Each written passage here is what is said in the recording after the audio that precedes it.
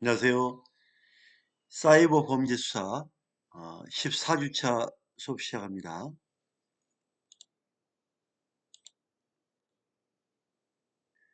자, 이 시간에는 저작권에 대해서 알아보겠습니다.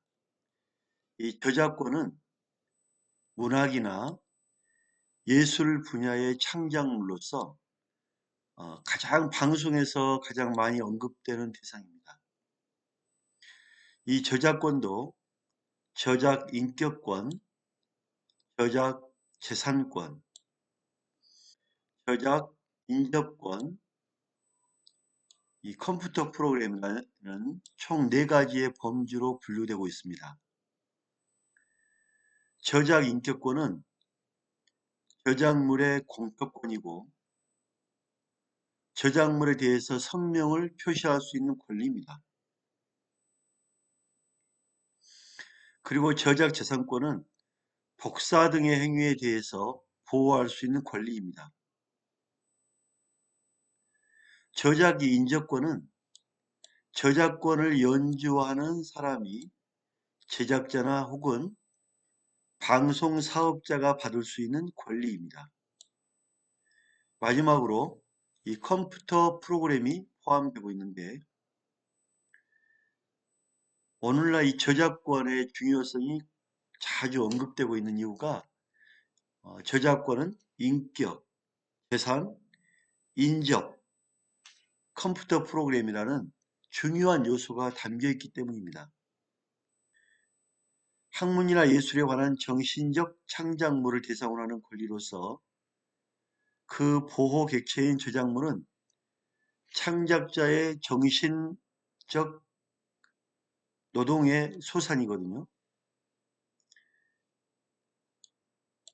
동시에 정신의 객관적인 실제이고 창작자 인격의 뿌리를 받고 있어서 일반의 저작권과 다른 독특한 보호와 규제를 할 필요가 있는 분야입니다.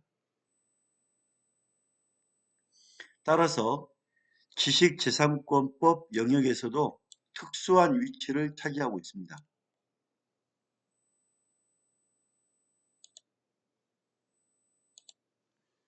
최근에는 서적, 잡지, 레코드, 영화 등 이 저작물의 상품화에 의한 경제적 이익이 커지고 이 저작물의 개념이 더욱 다양해져 컴퓨터 소프트웨어, 데이터베이스 등 산업기술상의 창작물에 이르기까지 그 범위가 확대되는 경향이 있어서 인접한 분야와의 충돌, 갈등, 이 긴장 관계를 야기케 하고 자기 디스크, 광 디스크, 광 케이블, 멀티미디어, 우주위성, 디지털 기술, 이러한 정보 전달 매체의 비상한 발달과 각종 복제술의 급격한 발달로 어떻게 이거를 보호할 거냐, 무엇을 보호할 거냐, 그러면 어떤 방법으로 또 보호할 거냐, 이러한 문제점이 기술이 발달함으로써 자꾸 나오고 있는 겁니다. 또한 이런 문제가 국제화, 보편화되고 있는 점에서 특이하다고 이렇게 보시면 됩니다. 자, 새롭게 나타난 이 신지식재산권을 한번 볼까요? 신지식재산권은 산업재산권이나 이러한 저작권으로 인정받지 못하던 영역에 대해서 권리를 부여하는 겁니다. 인정받지 못했던 영역에 대해서 새로의 권리를 부여받는 것. 산업 발달로 인해서 기존의 전통적인 방법으로는 보호하기 힘든 대상을 보호하기 위해서 신설된 것. 즉, 기존에 있던 것에 보호받지 못한 것을 위해서 새롭게 만든 것. 이렇게 쉽게 이해하면 될 것 같습니다. 이들의 종류로는 영업비밀, 반도체 배치 설계, 퍼블리시권, 영업비밀 반도체 배치 설계는 좀 이해가 되죠, 우리가. 근데, 퍼블리시티, 식물 신품, 신품종 보호권, 이렇게 새롭게 이제 나타난 게 있어요. 식물에 대한 신품종 보호권, 퍼블리시티권, 어떤 개인의 어떤 그 여러 가지 우리가 개인 문화가 되면서 또 새로운 문화와 접목해서 나타난 것, 영업비밀, 뭐 반도체 배치 설계, 신지식재산권이다. 돈과 연결되어 있다. 영업비밀 보호는 공연히 알려져 있지 아니하고 독립적 경제적 가치를 가지는 것으로 상당한 노력에 의해서 비밀로 유지된 생산 방법, 판매 방법, 기타 영업 활동에 유용한 기술상, 경영상 정보에 대해서 새롭게 보호받을 재산으로 인정하는 겁니다. 따라서 영업 비밀 보호, 새로운 경영 정보를 통해서 보호해 주는 것. 뭐 옛날이나 지금이나 큰 차이는 없겠지만 영업이 자꾸 기술이 발달하면서 새로운 영업에 대한 비밀도 생기는 거겠죠. 그 다음에 컴퓨터 프로그램 보호입니다.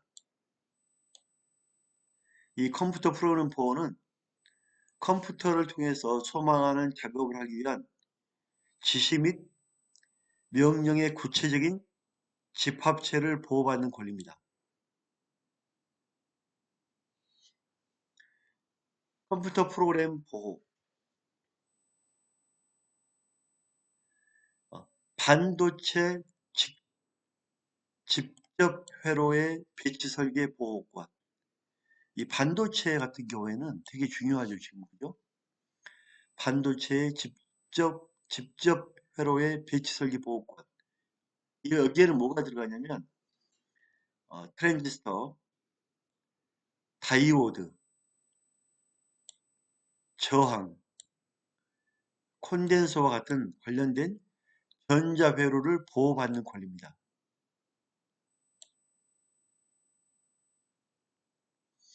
이러한 반도체 직접 회로의 배치 설계와는 법률을 반도체 칩의 배치 설계에 대한 재산권으로 인정하는 것입니다.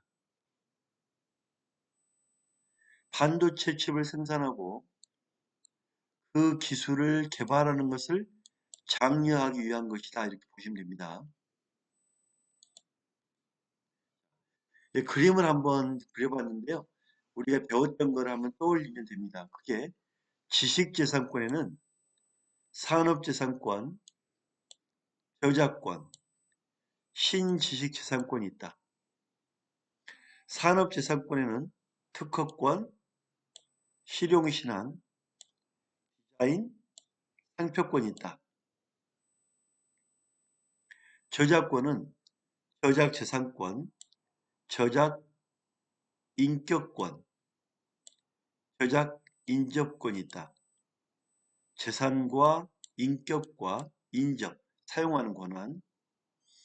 자, 새롭게 나타나는 지식재산권에는 영업비밀, 생명공학 기술권, 반도체 칩 회로 배치 설계권, 컴퓨터 프로그램 및 소프트웨어권, 이렇게 새롭게 나타난 것들이 있다. 여기서 저는 이제 꼭 여러분에게 권하는 게 세 가지. 재산, 인격, 인접권, 실용신안, 디자인, 상표가 있다. 이렇게 이해하면 될 것 같습니다. 그럼 우리 배웠던 걸 가지고 한번 문제 한번 풀어볼까요? 지적재산권 침해 사범. 문제 중 틀린 것은? 자, 여러분들이 이제 객관식 문제가 있는데 여러분들이 객관식 문제를 바로 풀면 좀 힘들 거라고 생각됩니다. 총 제가 몇 문제를 이렇게 해놨는데 여러분들 이해도를 돕기 위해서 가장 쉬운 게 OX. OX를 한번 보고 보면은 바로바로 풀리겠죠? 자, 실용신안권. 실용신안은 특허권 바로 다음에 나온 게 실용신안이죠. 그죠? 그래서 실용신안의 존속기간은 실용신안권을 설정 등록한 날로부터 실용신안 등록 출원인 후 10년. 실용신안은 몇 년? 10년. 자, 제가 10년과 20년을 구별했는데 20년은 이특 가수 이특이 있죠. 가수 이특. 이특 알죠? 이특. 자, 이특. 디자인권. 자, 이특 디친. 이게 무슨 말이냐면 제가 여러분 이해를 돕기 위해서 하나 만들어 놨거든요. 자, 이특 디친. 20년짜리는 이특 가수 이특 디티 이특 디친이다. 20년 특허권 20년 디자인 보호 신고제다. 이특 디치는 신고제다. 이렇게 특허권 디자인 20년이고 신고제다. 그 다음에 10년짜리는 뭐냐면 10년은 실용 상표 10실상 자 상표권은 자 10년이다. 10실상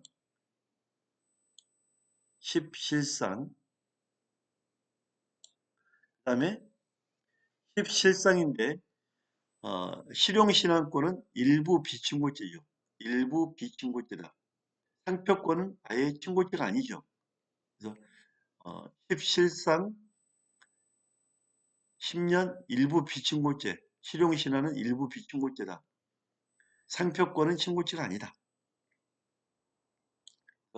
중요한 게 10실상 하나 기억하고 그 다음에 이특 디친 가장 중요한 게 이특 디친이다. 이렇게 우리가 하면 됩니다.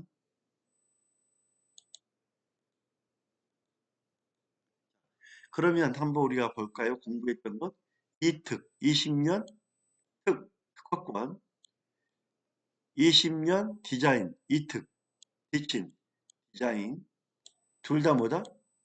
친고죄다.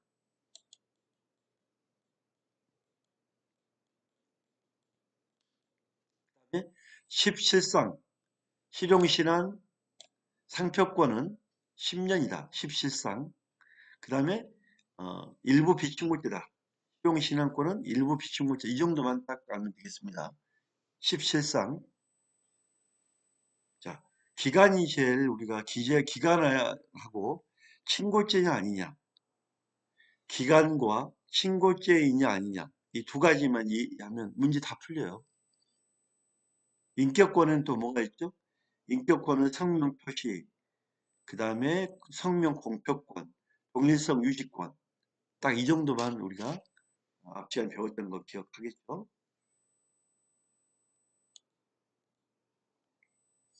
자, 상표권도 10실상 10년. 상표권을 제가 할 때 그런 얘기를 했죠. 상표권은 우리 국내에서만 효력이 있다. 국내에서 효력이 있고 외국에서 효력이 있으려면 외국에 가서 신고해야 된다. 이렇게 했죠? 따라서 상표권은 속죄주의 원칙에 따라서 국내에만 효력이 있다. 외국에서 보호받으려면 외국에서 국제상표 등록 출원을 해야 된다. 그 다음에 상표권은 친고죄가 아니다.